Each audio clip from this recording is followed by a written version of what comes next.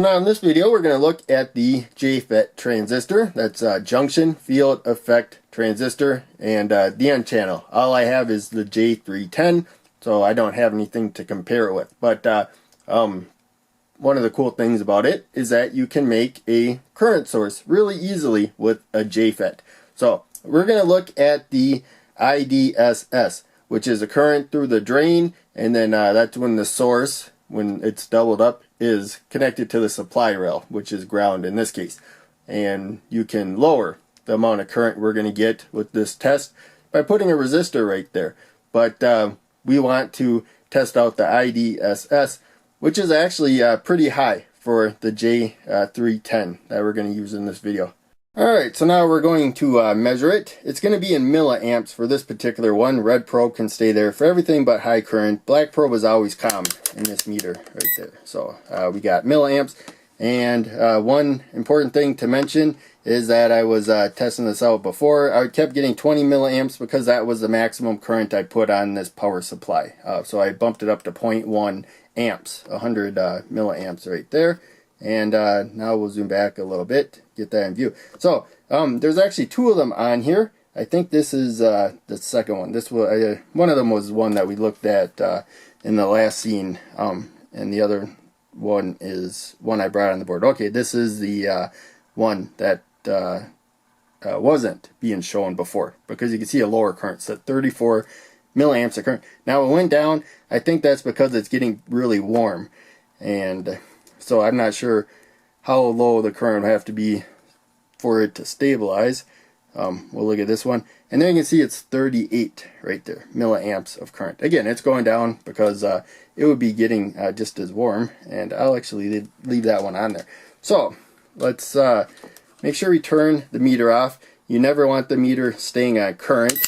If there's a power button, set it on a voltage, but this one there's off, so it's not set to measure current.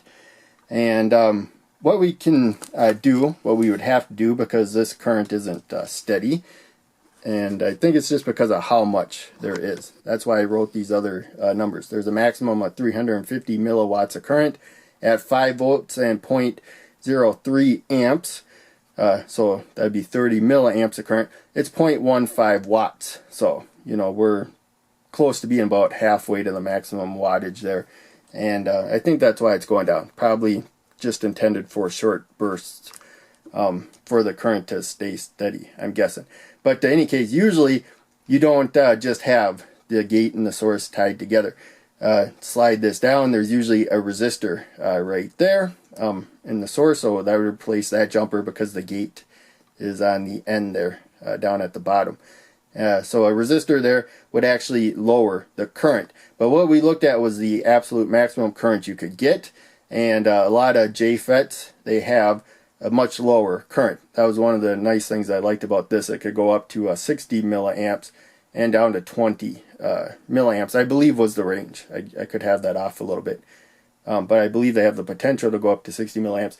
But it depends on like what batch you got. It's not a guarantee.